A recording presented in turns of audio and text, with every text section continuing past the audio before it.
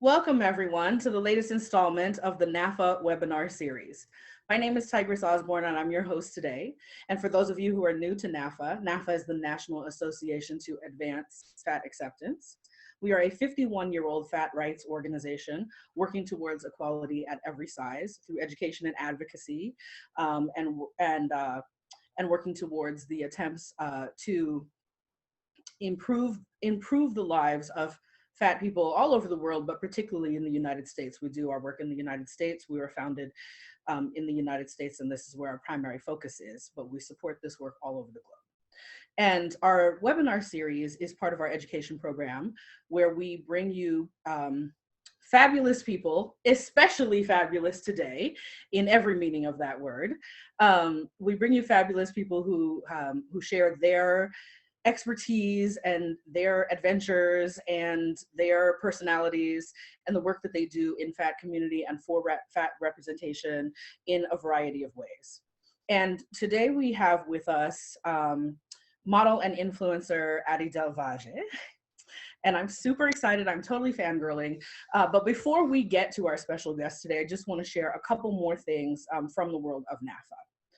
We are excited to bring these webinars to you free of charge, to everyone in fat community and everyone who is a supporter of fat positivity and a supporter of fat people. And we are able to do that through the generous support of our NAAFA members and donors. And if you would like to be one of those members or donors, or if you would just like to learn more about NAAFA and the many other programs that we offer, we encourage you to visit our website at naafa.org. That is NAAFA.org. Our website has been recently revised so that it is mobile friendly, and we have recently, beginning October 1st, introduced a blog on our website. So there are lots of new articles up and lots of even more new articles coming up. We also have several webinars coming up this month. On October 11th, we are super excited to be hosting author Leah Vernon, the writer of the book Unashamed, Fat Black and Muslim, Musings of a Fat Black Muslim.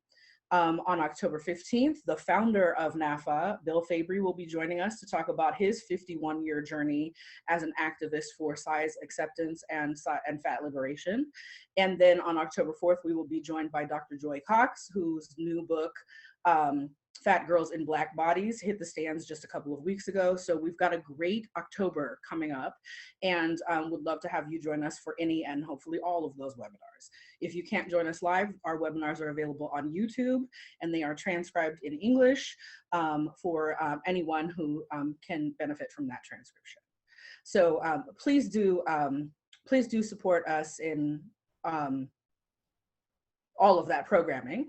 And our past webinars are also available on YouTube and on our website. And there's a wide variety of brilliant and intersectional offerings that you can take advantage of. And today's offering. I've been following Ady since Ady had like 200 followers on Instagram. So I'm super, super excited about this. Ady Del Valle is best known as a plus model, speaker, and advocate for underrepresented models in the fashion world.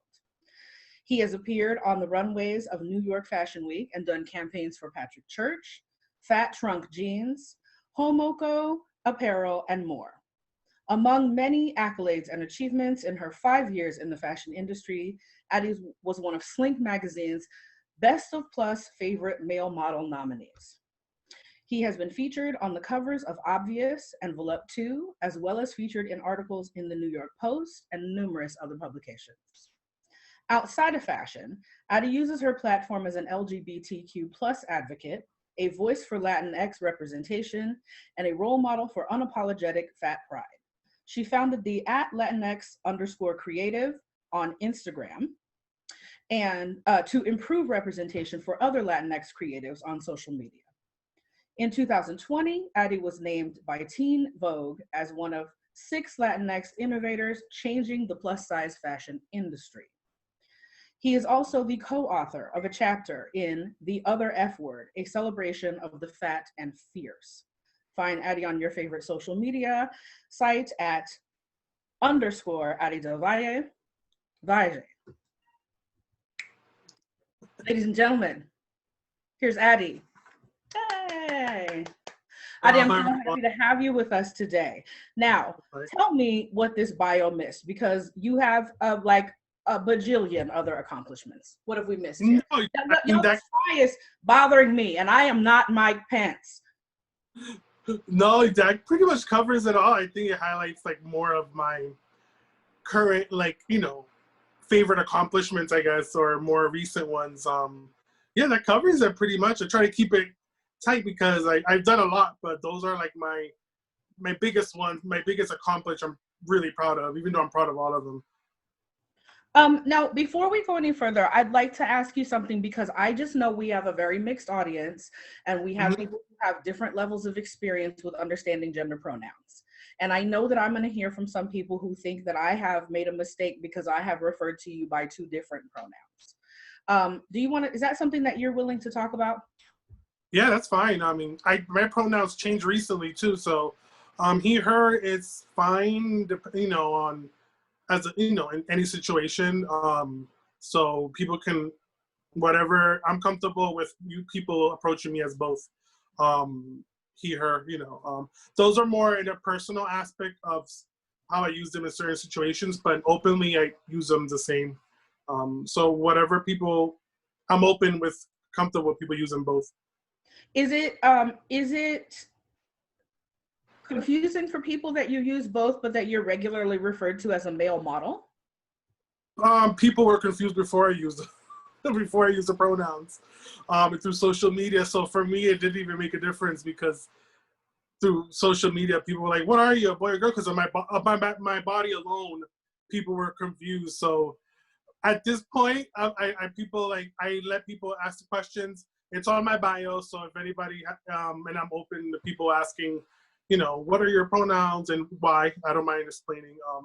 But it's a recent change I did kind of during pandemic of self-reflection and stuff. So This is one of the things that I find amazing about you in terms of representation. You represent so many things unapologetically, because we love you specifically from NAAFA, from the FAT perspective. As you know, FAT is right there in the name of our organization. We use it unapologetically and have for 51 years. But this is not the only thing you're unapologetic about, because you're just out there shirtless with all the curves, and people come at you sideways for that, right? yep. Can you talk about that a little bit? Yeah, ever since I started like modeling 5 years ago, like maybe like a year after that, I started getting more confidence with my body. The more I did and the more self-reflecting I did. And the community kind of helped me get to that point. And it's crazy because something as simple as being shirtless but having my body can be such a, almost like a taboo of sort, and people kind of like get confused or they hate it, or I mean, a lot of people love it. The positive is always the negative, but I think I've learned through this journey, kind of like letting myself just live and be, and kind of like if people don't like it, they can just keep going. This is my body. If they want to stay confused, they can stay confused, I guess, if they don't want to educate themselves. And I'm always like an open book when people have questions on my messages or comments. I tend to answer people like, you give me confidence, but they like, you're a man, or or what I'm like, I'm just a fat person trying to live and represent in the work I'm doing. That's simply what it is. And people want to get technical with it. I can get technical with it, but it's really just existing, honestly. So when you came into modeling 5 years ago, how did you come into modeling 5 years ago? It just happened. People think like I kind of like purposely pursued it. It just happened. Literally, this fall is like 5 years. And in a small indie brand, he was creating a big and tall line. And he was showcasing during Fashion Week a smaller show. Wasn't small in person, it was packed, but it was more independent show during New York Fashion Week. And the owner was following me probably for like a year or a few months, and he reached out and he told me he liked my look and would like me to walk during his showcase. And I didn't respond because I thought it was like a joke. because I'm like, I never seen myself as a model. Always loved fashion, always. But as a model, I've never seen that visual representation growing up, so I never saw myself doing any of that. So you were just a regular person using Instagram as a person. Literally. What were you doing with your life? I started posting like street style stuff, like on the sidewalk, and like people do now, like it's still relevant now. And I guess whatever I was posting attracted them. I guess seeing someone that was bigger than the normal showcasing style kind of caught the eye, I guess. And for me, I was oblivious. I was just posting how I look every day, you know. So it's just like a hobby for you, like outfit of the day kind of thing. Yeah, pretty much. Yeah. And I walked the show. I spoke to my family and friends and blah, blah, blah. And they told me I got nothing to lose, go for it. So a month later, I was in New York and went backstage, and I met a lot of people that I'm friends with now there. Some of the guys that I'm friends with, some models still. And we walked the show. Everything was amazing. And I think walking that show kind of was that first snowball to where I am today. Because I guess even though it was a small independent show, for some reason word spread out that there were big men walking on the show. You know, there was a showcase, you know, with visibly bigger bodies that we don't see showcased ever. And ever since then, the rest is history. It kind of like snowballed from there. And that kind of like, when I got home from that, I kind of like sat back and I'm like, people want to see this. You know, there's an audience, there's people that want to see bodies that look like mine's walking the runway or on, you know, or doing fashion or ads or in a magazine. I'm like, we don't have that. And I'm like, I have to ride this bull until like, you know, the wheels fall off, because I feel like it's something that was important. So ever since then, my passions just grew, like with every opportunity that came, you know, and I'm here now doing, you know, just still doing it. So when you, did you say who that designer was, or can you say who it was? Yeah, it was, what's his name? Oh my God. My mind went blank. He's a Philly designer. Why did I forget? I'm sorry. I did not mean to put you on the spot with that. I was talking about the brand the other day. For some reason, my mind is blank. It's a unique name. If I remember, I'll say it. Please, and yeah, we can add it to the caption of the video later so that folks know who that was. I'm so sorry. I did not mean to put you on that. No, the other day I was talking about it. I don't know why I forgot. And Marcy, if you know, one of our board members, Marcy Cruz, writes for Plus Model magazine, is very fashion insider. Or if anybody who's with us today who knows, just go ahead and put it in the chat for us so other people who are with us. I remember now. It's Volaire. Thank you. Volaire. There we go. So you made a distinction as you talked about that, Ady. You said these models were visibly fat, visibly plus. And this is a distinction that we hear people sometimes talk about in the fashion industry, but I don't know if everybody knows what that means. The difference between being a plus model and being a visibly plus model. Can you talk about that distinction?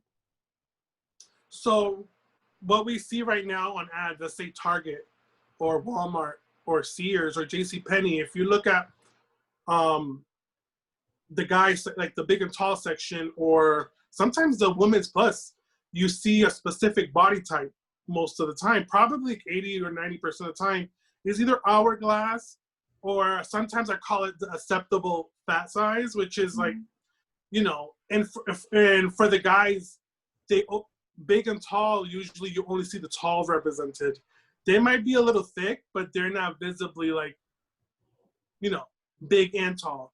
And that's where I come in, because I want to represent the big side. I'm not tall, but you know, but that's what the distinguish is being visibly, like I'm visibly a larger person compared to the average model you see in your Target commercial or Target ad or poster, which is important to have that representation as well.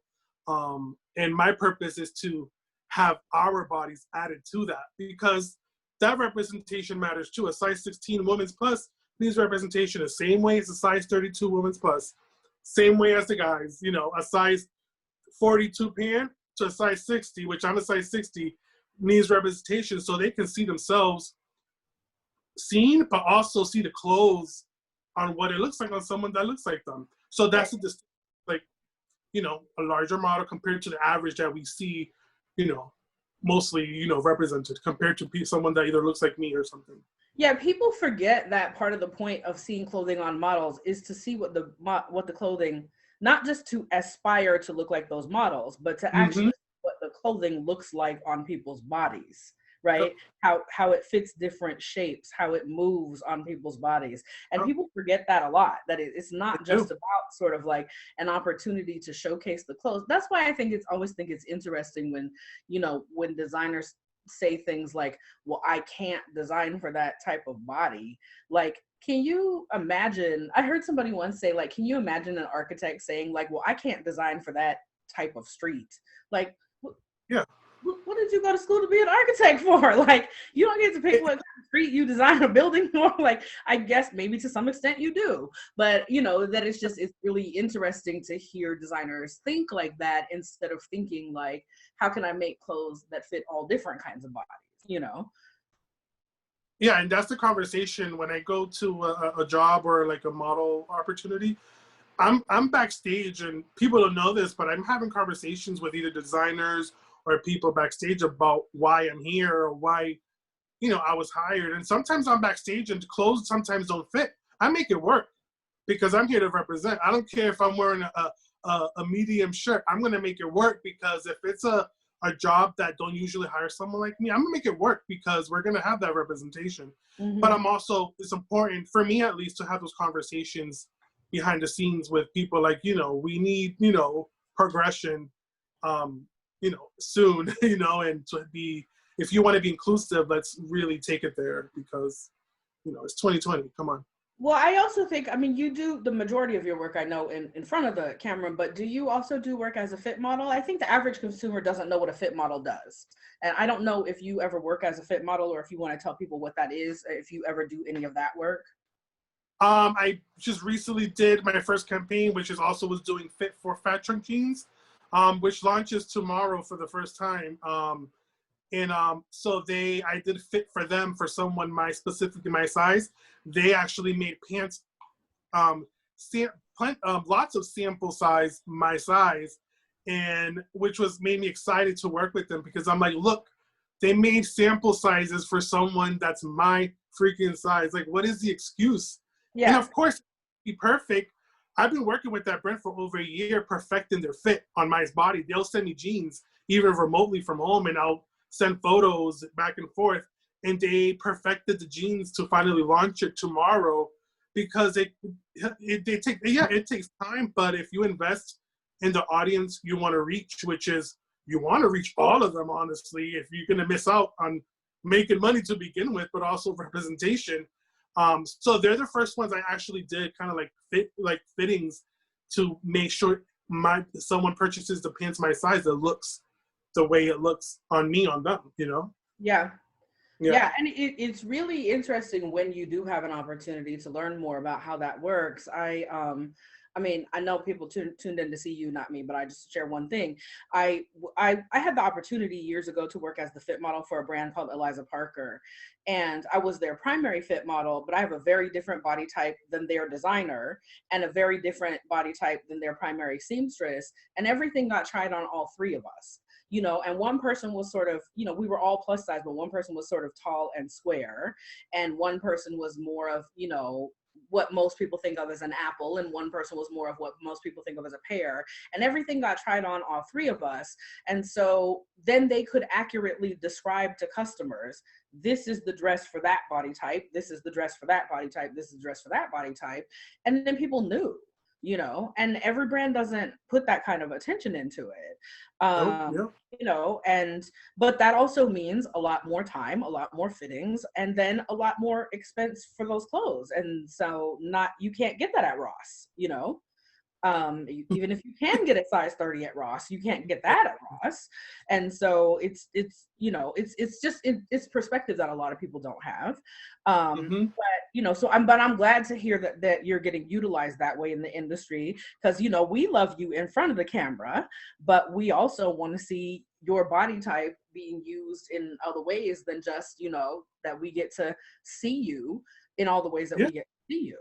But getting back to talking about the ways we do get to see you, I know there are also some ways we don't get to see you, because I was one of your early followers on Instagram, and you don't have that Instagram page anymore. You have a different Instagram page. Can we talk about why that is? So a year ago this June, my other account, my original account I had for probably like 6 years or so, or maybe less, like 5, was deleted because when Instagram released a new algorithm and all this crap with their system, I don't know why, the system was assuming my body was female because of my my larger chest. And I was waking up in the mornings with images like alerts. This image was removed. I wouldn't know what picture, because I had thousands of photos up, so I wouldn't know what picture was deleted.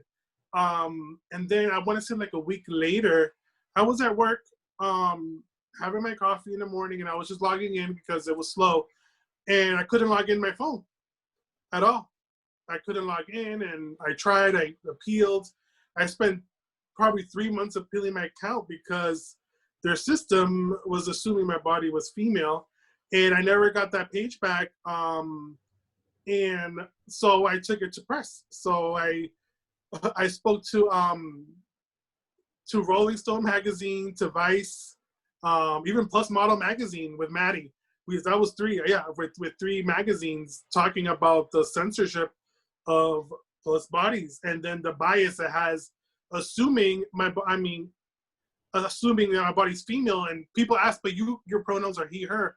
But I'm like, if we want to get that's the part where you want to get technical with it. I'm a born male, and they're deleting my male body when we see guys in their abs and Calvin Kleins every day on our feeds, and no one's being reported or deleted, but they want to delete a body that it's just larger. But I'm a man just like that guy. So basically, your topless photos were the problem. Yeah, by the pool or where because your chest doesn't look like the other guy's chest. Yeah, pretty much. So that's when I took it to press. I'm like, no. Even if I don't get it back, I felt it was important to speak out, because I noticed during that time frame, a lot of like fat Black bodies were being deleted, LGBTQ bodies were being deleted. It was like I was seeing a lot of trend. So I'm like, this is crazy. Like, what is going on? Are they trying to erase us or silence us? And I did that. I never got it back, but I got this page back. How many followers did you have on that account when it was deleted? As the same amount I have now, which is 17K. And then you had to rebuild all of that. Yeah, from scratch. Yeah. And then long story short, I found out 6 people had corporate meetings with Instagram corporate. My names were brought up in those meetings. And I think now those meetings, I think my page is protected because of that. Because now I don't get people try to report. I've reported your page 20 times and it won't delete. And I'm like, good luck. Well, we know that, we know that happens around, like around people being mad about the gender politics around that. And we know people, it happens to people just being mad about the fat part of it, right? That, that someone who is smaller can get away with all of that. And we know that some of the automated things that read pictures just read the amount of flesh that's showing. So if more flesh is showing because the body is larger, then even the automated systems that just look for nudity on some social media will flag things, even if it's not humans that are pissed off that they don't want to see that much fat or that much flesh or this type of person's body, because sometimes it is humans reporting it. Sometimes it is, like you said, it's the algorithms or it's, whatever automated systems that they are looking at that are just measuring the amounts of pixels of flesh, right? So you've been rebuilding, and 17,000 is actually a small amount of followers for you to have the amount. I don't mean any disrespect by that. What I actually mean is like the impact that you have and the amount of opportunities that you've had. A lot of people have to get to like 50, 75,000 followers before they get the kind of opportunities that you've had. So what's your magic trick? How you get these opportunities? People, it's funny because I don't have a lot of followers, like a massive, I have a lot, but I don't have a massive followers. And I ask myself this too. I'd be like, I'm in this sometimes in spaces with people that have, I've worked with people that have you know, thousands of followers and doing the same opportunities. I always ask myself like, why? But I'm not a numbers person, so I really don't focus on gaining of followers to be popular, because at the end of the day, it doesn't matter to me.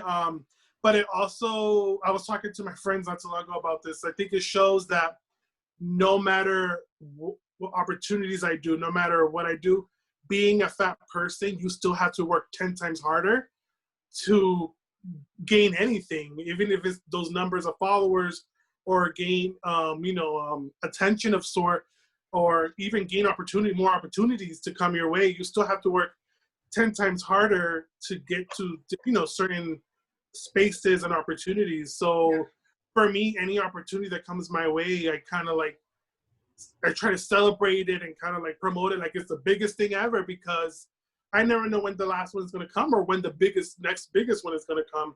Right. So I try not to focus on the numbers a lot, but it's something I questioned in the past, like, being fat, even in your own industry, you still have to work really hard, because sometimes it's like, if you're not popular enough or you're not doing exclusive opportunities, you're not good enough. It could come off that way, at least. And I'm like, I'm too focused on what I'm doing and my purpose to kind of what I'm putting out matters. Yeah. And what, and all that stuff comes, after, but yeah, no, that's a valid question, because I've asked that myself too. Well, then let me ask you the flip side question then. And I'm not trying to make you focus on the numbers, but like, do you think that that some of your identity categories are the reason that you don't have some of the followers that other models that are of your caliber have? Because I definitely have heard other plus size models who are people of color or who are LGBTQ say, when I look at the comparative model of my size, who's a white girl, she's got those followers. Or when I look at the comparative model of my size who's not gay, they've got those followers. So some of the reason I don't have those followers is because I'm the Black one or I'm the gay one. Do you think that that's part of the reason for you? Bingo.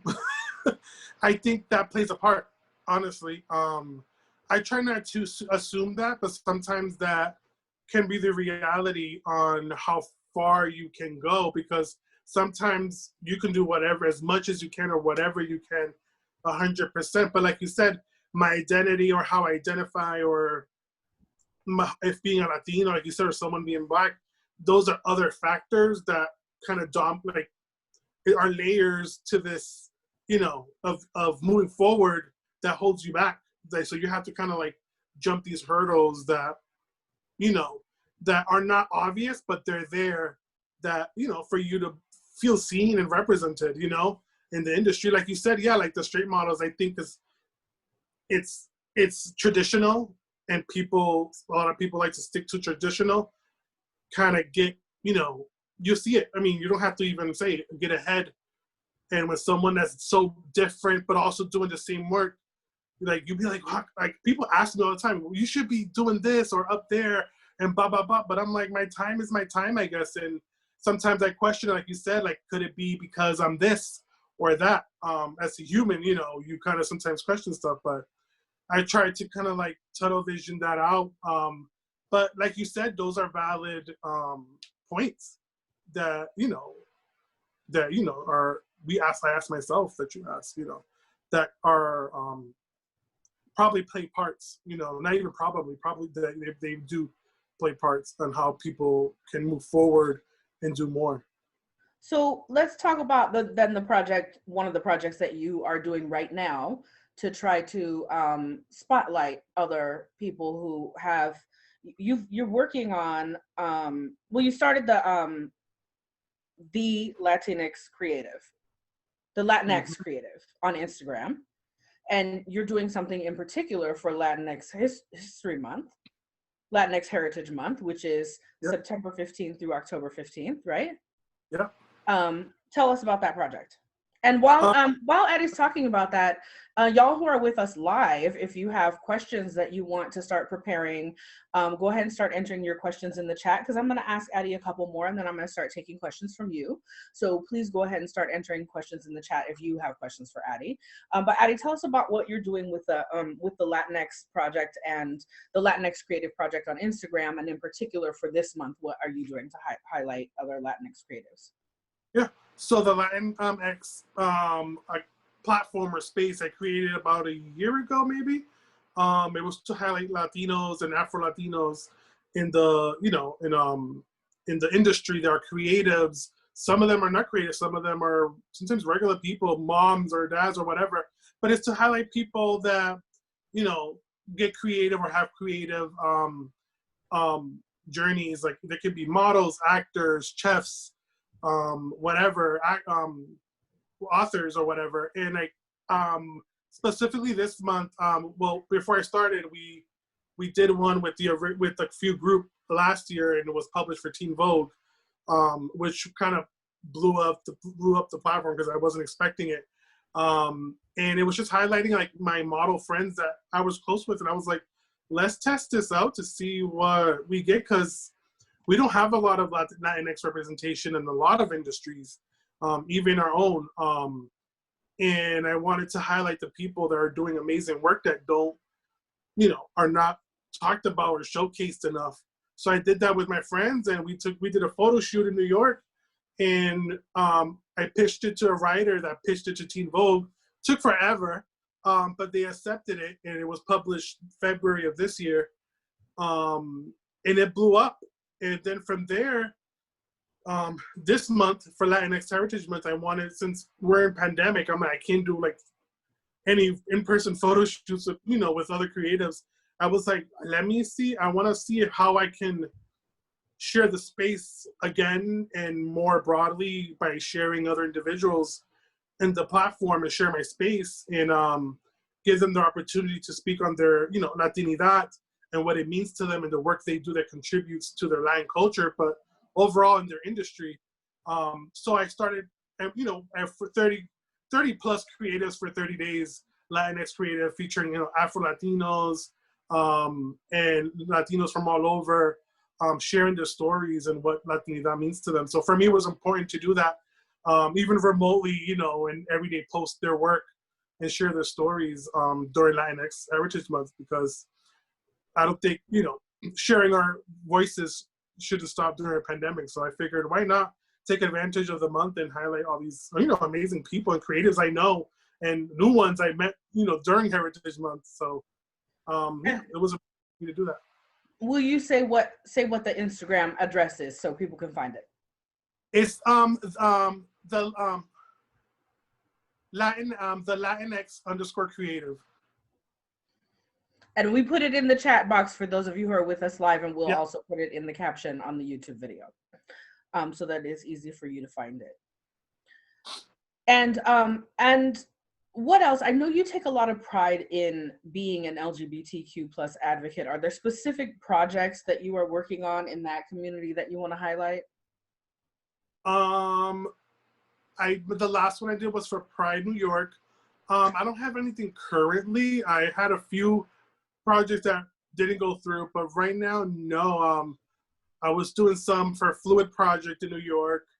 Right now, and next week, I'm leaving to do probably my biggest project ever in Los Angeles. For 2 weeks, I'll be filming and highlighting my work as an LGBTQ, and I'll be working with an LGBTQ photographer, and I'll be highlighting my work, in the community, in the Latinx community. So I'm excited about that, because I feel like it's gonna be like, that project is gonna be like that melting pot of everything I've done, and kind of like just put it out there. I'm even doing a Latinx project with LA folks over there, like everything. So I'm excited about that, which even in those projects, I include LGBTQ folks, and people in my community to highlight.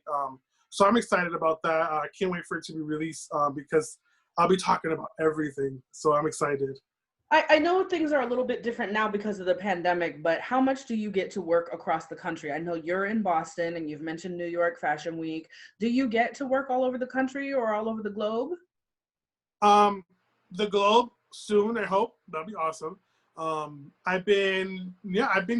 It's funny, I've been busier more during, now than before, especially since the travel restrictions got lifted. I was like freaking out because I'm like, I flew to Atlanta last month for the Fat Shrink Jeans campaign. What was it, before pandemic, I was in Los Angeles working on a project.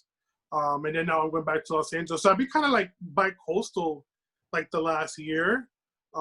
Take, of course, that big gap during, still in pandemic. But it's been picking up and I'm like, trying to take it as they come, being safe, of course, and taking these opportunities because I'm like, someone my size that looks like me flying all over, like I never hear or see it. So I'm like, I need to take advantage and represent anywhere I go, it's just do these opportunities because a lot of them won't come back, probably won't come back again. Right. Are you worried about anything specific in terms of how the pandemic is affecting fat fashion or fat fashion brands? I know, so many independent designers struggle so much anyway.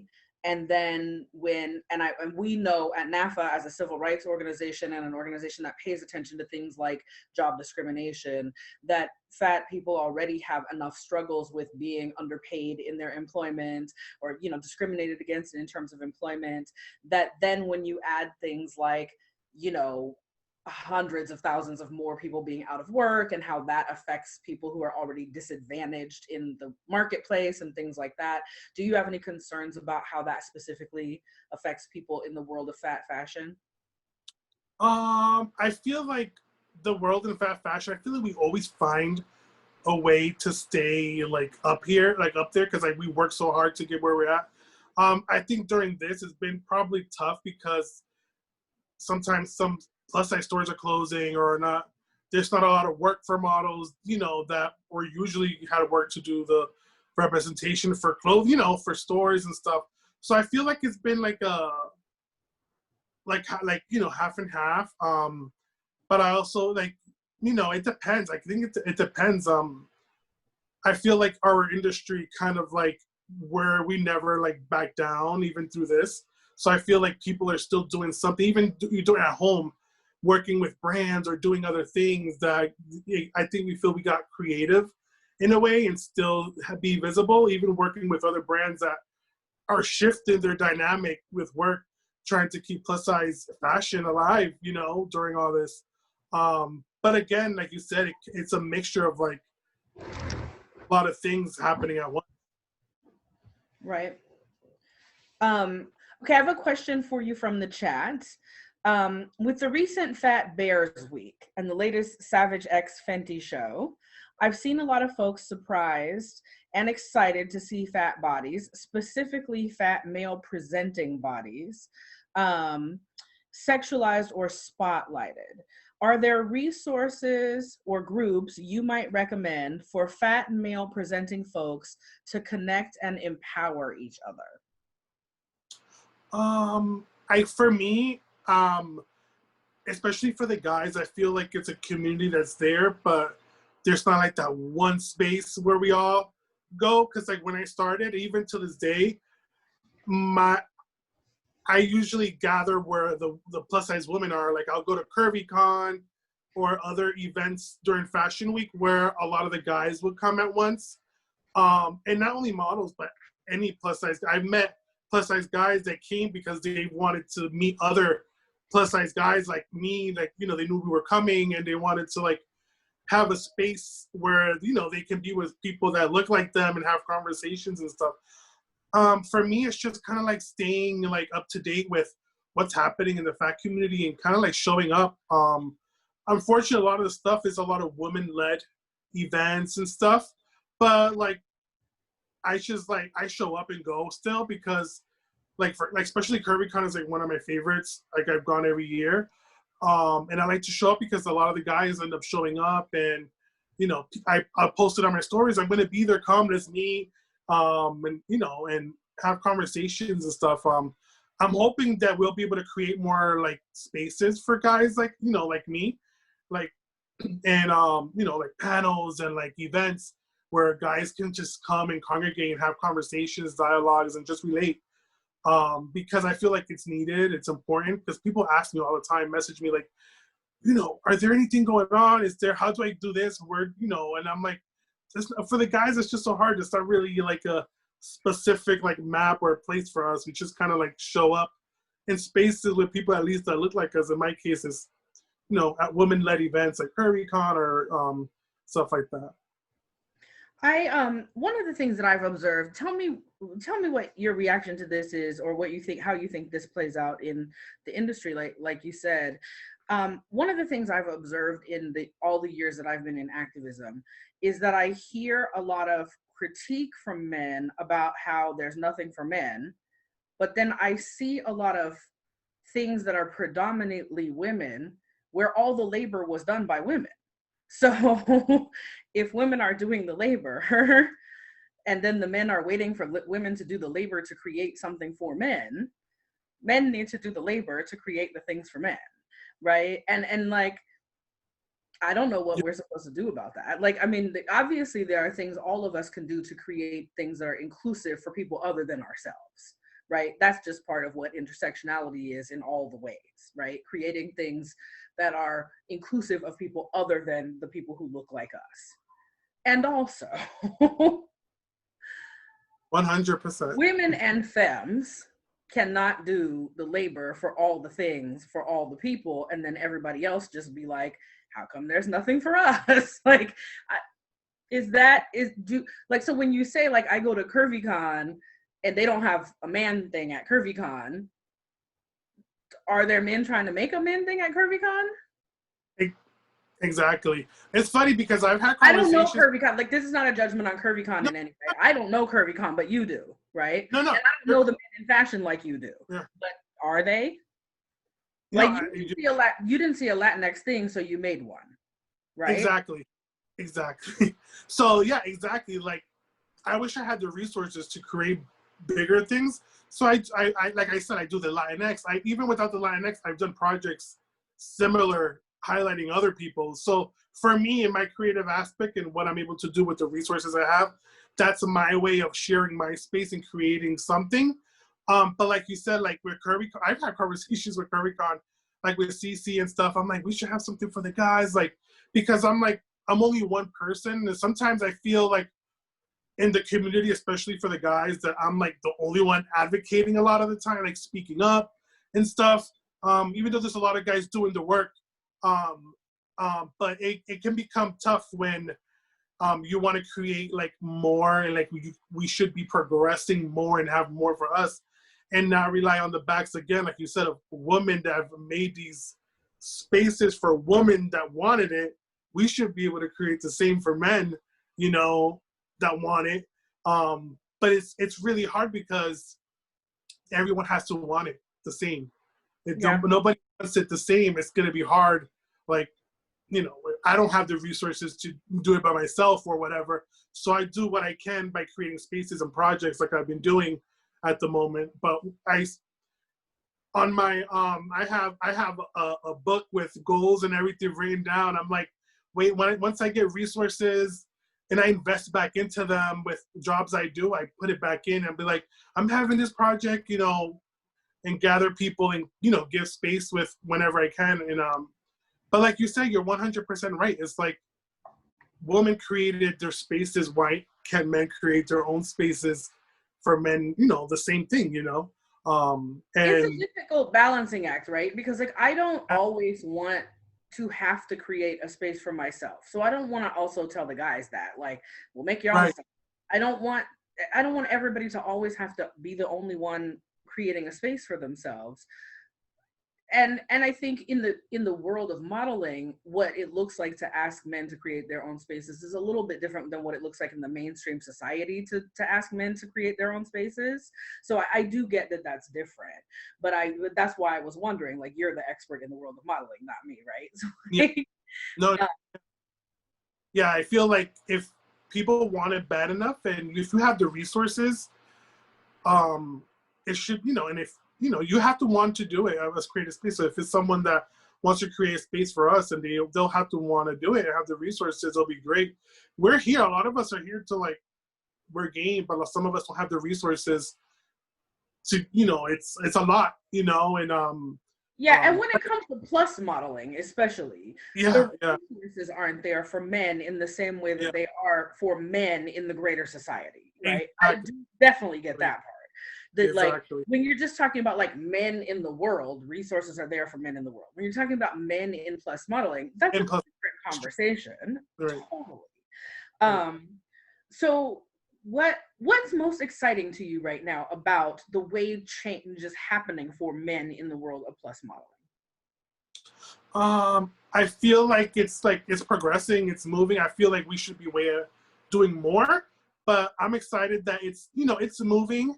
We're seeing more representation in high fashion, like with models doing more, like, you know, like Zach Miko did Dolce & Gabbana, and others, you know, a lot of representation for like Target, or like, you know, other brands, new brands coming up with stuff for us. So I'm excited to see. I feel like it's progressing slowly, because, you know, guys in general from around the, you know, globe, you know, everywhere, they want to see that. So I feel like brands are slowly feeding into that and, you know, doing more stuff for us. So I'm excited to see what, you know, what's coming in the near future for us that, you know, progresses, you know, and opportunities arise also. I'm gonna take a couple more questions from the chat. So there are a couple more there, and then we'll, you know, we have time for a few more questions. So people, if you have a few more, go ahead and put a couple more in. What advice would you offer aspiring models who may not fit the standard beauty ideal? Don't try to fit in. A lot of guys message me, how do I do this? How do you do that? How are you doing this? Especially being my size, I know a lot of people are shocked, like, how the hell did you get this opportunity being someone your size? I'm like, I don't know. They emailed me wanting to work with me. I see a lot of guys, I'm really observing, especially more now, like they'll ask and I give advice. Just not a pamphlet or a book for it, you know, a blueprint for it. You just kind of like have to invest in it. Look who other models are doing. Look, you know, follow them, study them, but also don't change who you are, especially if you're different, to fit in to someone you're looking up to in the industry, or what you see in the magazines or media. I'm like, for me, what was important for me was for me not to change who I was, not to change my body, not to change anything. I might change like my hair color and my you know, aesthetic because I'm a model. You know, you change, you know, your vibes or whatever. But what was important for me was to stay true to me in every, you know, in this, invest in it, and just, you know, study the industry and you kind of want to do what the smaller counterparts are doing, study the fashion shows, the style, and kind of try to create that within yourself. Take photos of yourself, post them. Just post, you know, it's just like, if you just post something, you never know what comes from that. Like me, I was just posting and someone reached out to me 5 years ago to walk a show. Like, you know, things can change at any minute. So I always tell them, like, you know, look at my page. I'll send them mood boards for them. Try to do this, post this. You know, this is cool, but stay true to yourself. Don't change because you want to be a model or you want to be popular or something. Have a purpose in it. I always give that advice. Do it with a purpose. Don't do it because you want numbers, you want to be popular, because you don't get far. I've seen guys do it for numbers and popularity, and I don't know where they're on now. It's like, have a purpose if you want to get into this, because this cutthroat, it's hard, and you have to invest in it before you get back. So that's an advice I always give to them. And network. Network is huge. Go to events, network, say hi, and try to connect with people, you know. There's really no blueprint to it. Just kind of like get yourself out there the best you can. Just stay true to yourself. Who and or what inspires you? Who or what? Who and or what inspires you? From the beginning, probably Tess Holiday. I always mention her because when I first started, mostly because of her size, and she was modeling, and she's beautiful. I was like, and I discovered her when I first started modeling, and I'm like, I want to be that for the men, because I'm like, we kind of have the similar body, but you know, I want to be that representation for larger men that we don't have. So her representation is what still inspires me to this day, because she's still going at it. Just being like herself and unapologetically, you know, and doing opportunities to represent and speaking up. Like, she's someone from the beginning I've always looked up to, especially visually as a representation. And I always like wanted to, you know, kind of be that for the men, for everyone. You talked about a book that you have of what you want to accomplish. Will you share with us what one of the goals is that you have written in that book? I think my to create a clothing line. Yeah, that's one of my goals, is to create an inclusive clothing line for fat bodies, but I want it to be for everyone. Like, I want it to be fat, like, you know, I want it to be like real fashion that we don't have, we don't see. Like, I want someone that looks like me sitting down in the, you know, in the show and be like, I need that dress for like this red carpet or for this event. I want it to be like real fashion, menswear, women's wear that, you know, we don't see. Like, we see, although we have it, but I feel like we need like fashion, like what we see during New Year Fashion Week, we want it for us, you know? Yes. And like, I want that in my size, you know, yes. But this in my size, I'm like, we're gonna make it for everyone. So I just want to say, for people who are watching this later on YouTube, who cannot see all the other people that I can see in the live recording, that Ady said, I want to create a fashion line, and everybody started nodding and going, yes, yes. Like, there was a visible response in the Zoom room when Ady said that y'all can't see in the recording. And I just had to testify to that, because it was like a visible that's a goal in the room. That was beautiful. And we definitely want to see that from you.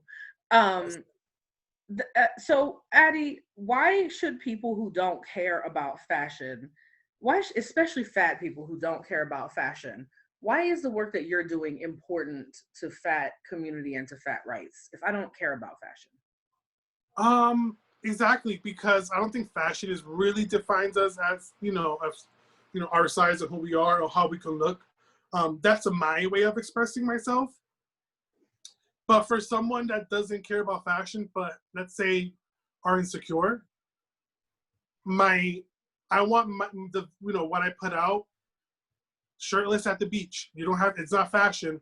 Oh, I get so many messages, people that are not into fashion. I saw you shirtless on the beach, and I went to the beach today and went shirtless with my cousins for the first time. So it's like those little things that people sometimes don't think about.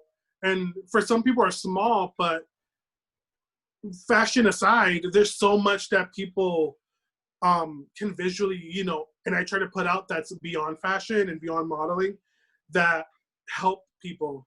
So even last year when my page was deleted, I was more upset that people didn't have that platform and space to see themselves visually, because just a simple photo, it was like a safe space for people. So I tried to create a space even on my Instagram or the work I put out, if it's fashion or not, that it inspires people to, even the littlest thing, like go on that date, or again, go shirtless to the beach, or it's like little things that I try to kind of throw in when I'm, putting stuff out that, fat people sometimes don't talk about because we want to do it, but we're afraid of what other people might think. And I'll get these messages of people like, I did this, I did that. And it's not fashion related, but it makes me happy because, I had 2 months ago, a guy that was posted his photo on a wheelchair for the first time. And I never knew that. And he was like, I just posted a photo on my wheelchair. I was ashamed because I've never been in a wheelchair before until recently. And your photos helped me post a photo.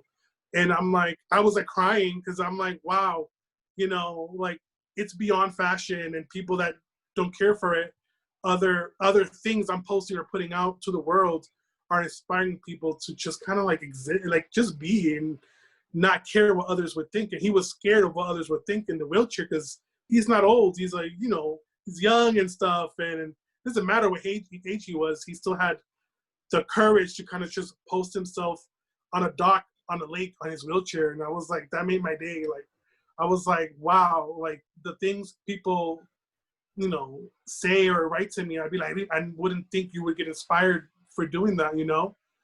So stuff like that really like makes everything worth it and purposeful for me. Absolutely.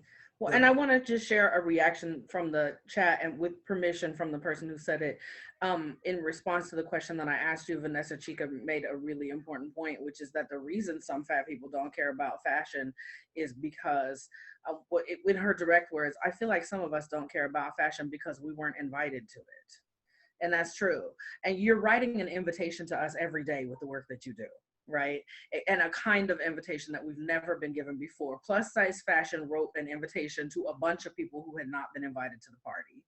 And then you looked at that invitation and said, y'all know there's still a whole bunch of people left out of this, right? And then you wrote like this invitation that was like this, right? And you write it every day and you expand it every day. And we appreciate you for that. That's the point, because I felt like that too. So I'm glad she mentioned that because it's true. And you just kind of have to push your way in there. Like, I'm here. We're here. We're here. Yeah. We're here. We're here. And like some, you know, and fat people from the beginning of time have just been inviting ourselves to the fashion party, whether they liked that or not. Right. A lot of us have done that on many occasions. And that's what you did, right? And that's what you did. And still do. Right. And that's what you did. And that's, you know, like, that's what you were doing when it was like, oh, 200 people on Instagram and me. Yes. Right. And that's how you got the invitation that you got from that first designer, right? You invited yourself to that party and they were like, let me invite you to another one. But, you know, but then you extended the invitation. You were like, well, I crashed this. Come on in, everybody else. Right? And you're holding the door open for a lot of other people. And we love you for it. The question that I always ask people at the end of the webinars is there anything I didn't ask you about that you wish I had asked you? Because that's what you wanted to talk about today. Is there anything? No, I feel like you asked everything that I think people want to know and ask, especially the nitty gritty stuff. Because a lot of people think not body positive, but everything is positive because you're an advocate. But I like that we spoke about the ups and downs of it, because it's not only as a model or an industry, but as a person overall, we go through so much crap, you know, that it's still, you know, relatable, that we kind of have to fight through, and, you know, we have to speak up on it. Like, so I'm glad you asked these questions that a lot of people don't even ask me, are probably afraid to ask, but it's a dialogue that people want to have. So no, I think you covered everything. I'm excited. We're happy that we were able to have these conversations and dialogue. Yeah, well, we are super excited to have you, you know, and we'd be happy to continue following your career. We always, we want our audience to know that we do compensate our guests for these appearances, but we also invite you, if you are so moved, to direct give to our guests. And we're going to share Ady's PayPal and Cash App and Venmo and all of that information in the chat. If that is something that you would like to do, if you're watching later on YouTube, you can find that information in your in the YouTube caption. And then once again, if this is something that you you know, support NAAFA doing, we make these free and available to the public, but we do that through generous support of our members. And you can give to NAAFA at naafa.org. And thank you for those of you who have already done so and continue to do so on a regular basis, so that we can make these kinds of offerings free, and so that we can compensate people for their time and their labor and their generosity in being with us, to offer their expertise and their spirit and, you know, everything that they bring to us in these. Ady, thank you so much for your time. Oh my God, it's a pleasure. It was a pleasure. And remind folks where else they can find you online, and where else they can, you know, where they can follow you. I'm mostly on Instagram, so that'll be your best bet. It's _ Ady Del Valle, the same way. I think you can see my name spelled under my photo here. Just like that, but with the underscore in the beginning together. So you can follow me there. I'm mostly active there, and I'm an open book. If you have messages or anything, I'll respond. So yeah, you can find me there. Great. So thank you for joining us, everyone. That concludes our session for today. If you're here with us live, feel free to hang out with us a little bit, but we're going to end our recording there. Thank you, everyone, for being with us. I'm Tigress Osborn, NAAFA's Director of Community Outreach. And once again, you can find NAAFA at naafa.org. And we'll see you for the next one this Sunday, October 11th at 1 p.m. Eastern Time. Bye-bye, everyone.